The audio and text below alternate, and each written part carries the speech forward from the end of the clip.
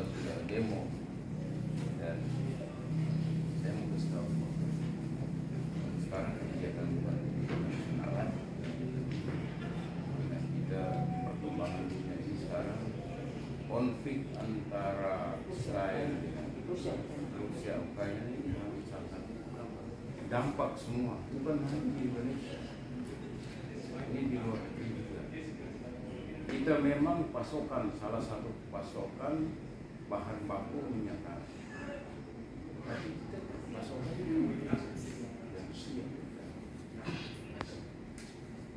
Indonesia memang produksi minyak tanah berada di dalam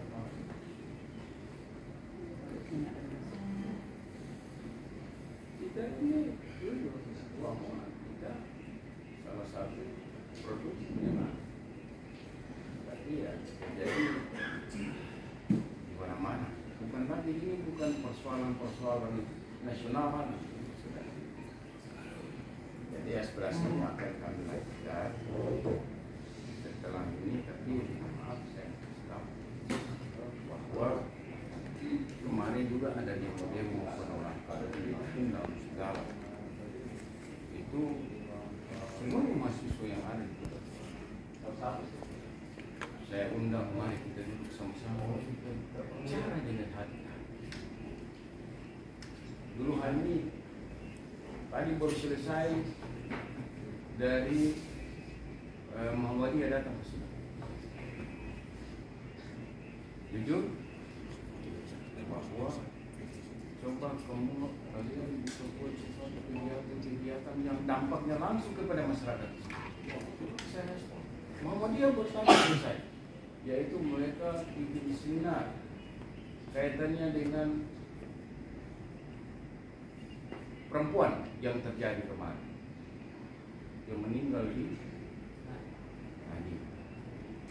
Saya tanya, alasan apa kamu bikin? Jadi mereka sudah datang di Kapolres,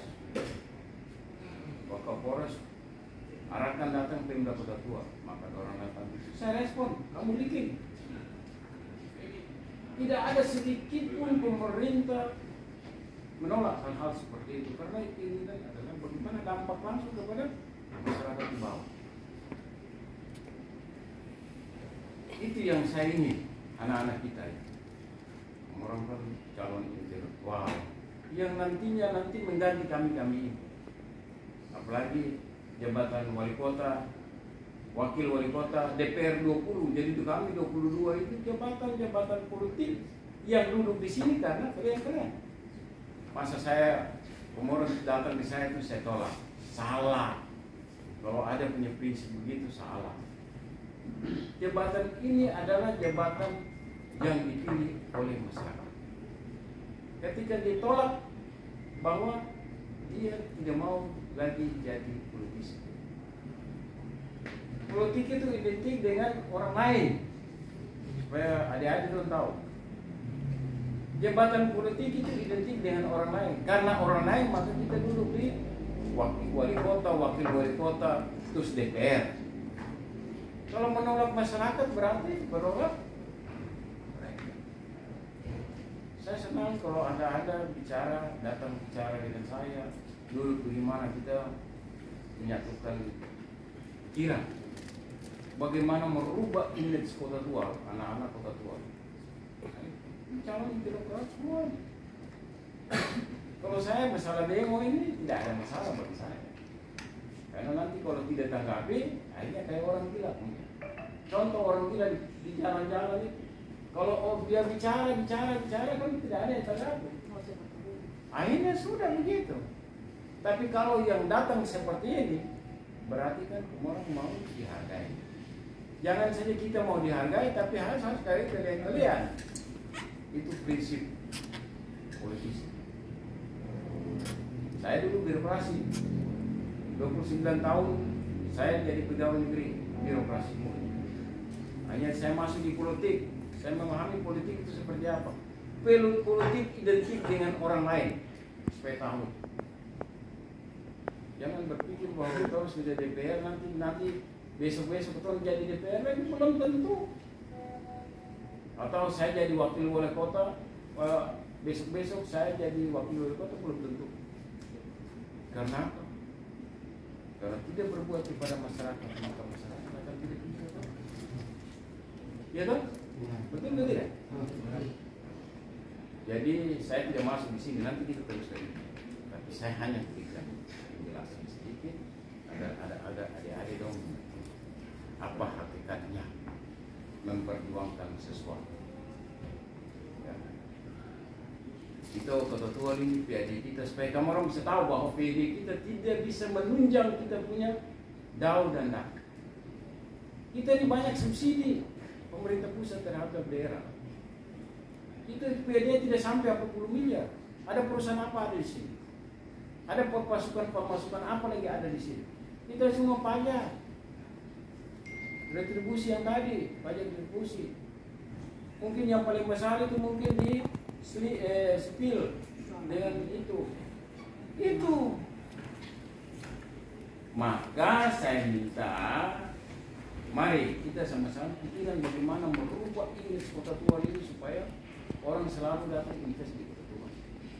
Kalau demo-demo, nanti invest akan datang, jujur saja, dia akan berpikir 2-3 kali untuk mendatang invest di Kota Tua. Karena tadi stabilitas keamanan tidak bagus, ya, dukungan mahasiswa tidak bagus, misalnya. Jadi ini saya minta supaya adik-adik itu kita diskusi dalam hal ini. Kira-kira apa yang mau kita lakukan di Kota Tua itu menjadi satu dorongan investor yang akan masuk di sini. Itu uangnya. Ya. Mari kita dulu bersama. Saya punya rumah itu terbuka, rumah dinas bukan rumah saya tapi rumah dinas sana itu terbuka. Sudah ada di sana HMI, sudah datang. Saya suruh duduk mereka. Ini apa? Kami lagi. Hari ini ada kami lagi. Datang dulu dengan saya. Mari kita buka cakrawala kita untuk bagaimana memajukan Indonesia. Hanya salah satu adalah stabilitas keamanan baik. Ya. Terus masyarakat ini masyarakat baik-baik. Stabilitas mungkin dari keamanan. Tapi saya minta supaya adik-adik dorong bikin sesuatu yang bisa. Contoh tadi, ada 2 hal tadi mereka lakukan.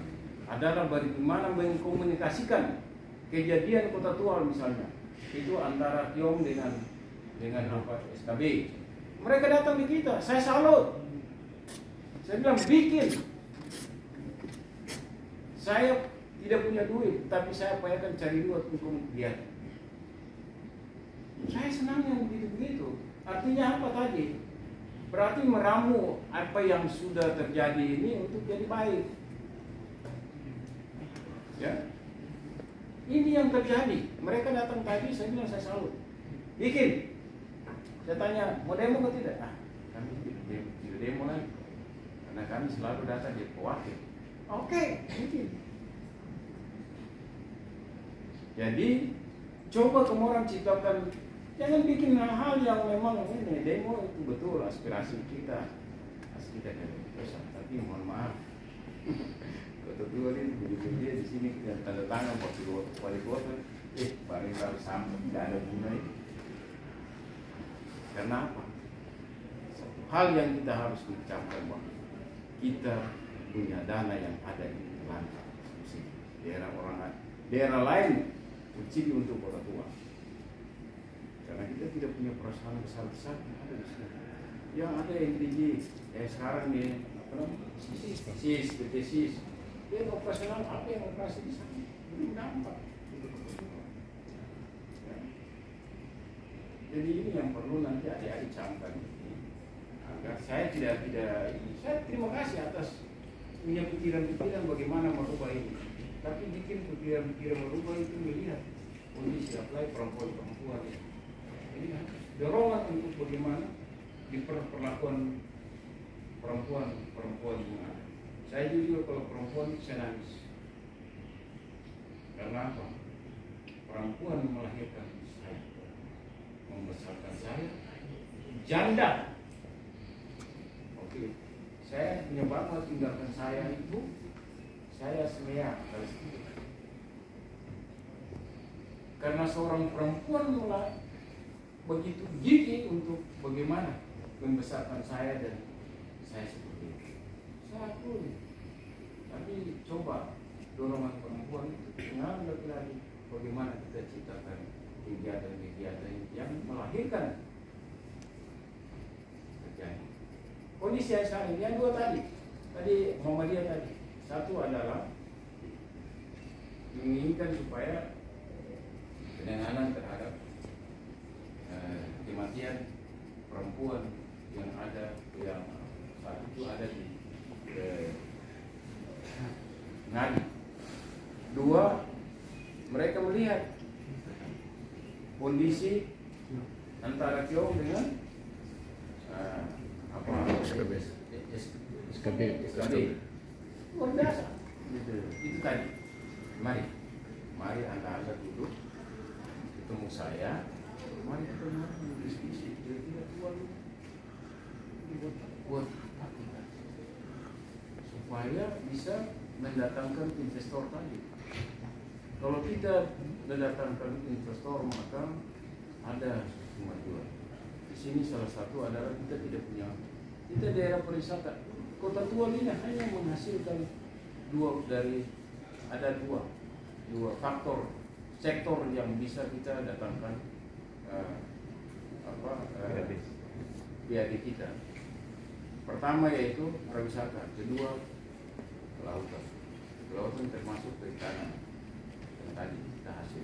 Hanya dua sektor ini, tidak ada yang lain. Pertanyaan kita ini kan lahan kita berapa? Ya. Cuma bagaimana kita tentukan dua sektor ini bisa jalan? Kalau dua ini sektor ini bisa jalan, berarti ada kemajuan di Kota Tua.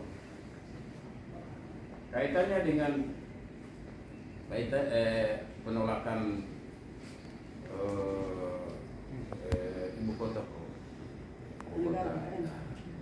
Bicara itu bicara lama. Belum Pak Jokowi turun itu belum tentu barang itu jadi. Pak Jokowi turun dari presiden itu barang itu belum tentu jadi.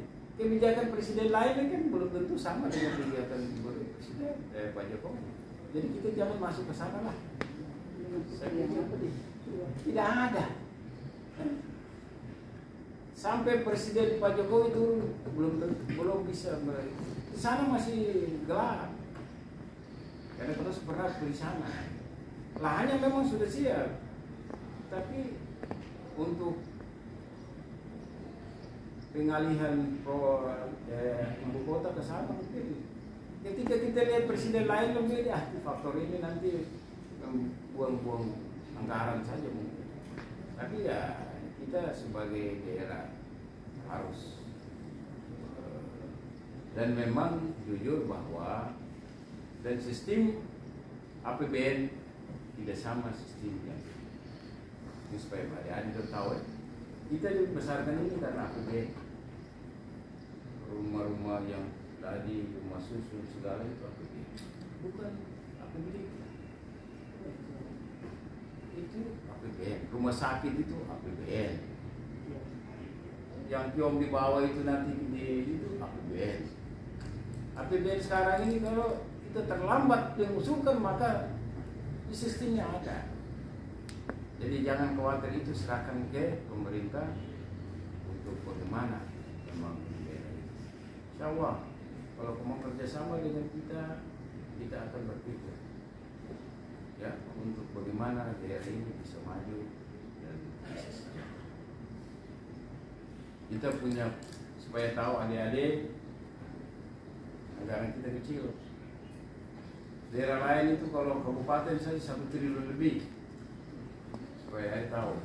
Kita 600 sekian miliar. Itu di dalamnya itu gaji 300 lebih. Di situ pendidikan, di situ kesehatan, di situ infrastruktur yang lain. Itu semua ada 300 lebih. Tapi kita bersyukur yang mana pemerintah pusat punya perhatian terhadap Kota Tua, yang mengucurkan kemarin 200 miliar sekian tahun 2021, 200 miliar lebih. Kali ini kita agak turun karena ya kita terlambat dalam memperjuangkan itu 2022 itu kita agak turun. Tapi tidak terlalu. Baru kita bisa bangun itu tadi rumah yang sekarang ini rumah rumah rakyat nanti. Nah, ini APBN, bukan APBD kita. Kalau APBD kita jangan mimpi. Ada juga APBN untuk jalan. Ini harus transparan, kita harus sampaikan ke adik-adik orang. Supaya adik-adik orang mengerti bahwa Kota Tua ini semata-mata bukan dau yang kita pakai untuk membangun Kota Tua, tapi ada dak yang disebut APBN tadi. Jadi ini harus transparan. Jadi di situ ada dana ADD itu juga dari 300 lebih, 600 miliar lebih. Jadi desa sekarang itu kan mereka gunakan anggaran besar itu. Nah, ini juga pantauan dari adik-adik. Di sini yang dari pulau-pulau mana? Ada. Itu harus dipantau perkembangan di sana karena dia punya anggaran besar 2 miliar sekian. Nah, itu dari Komora harus pantau. Mungkin Dato sudah mendengar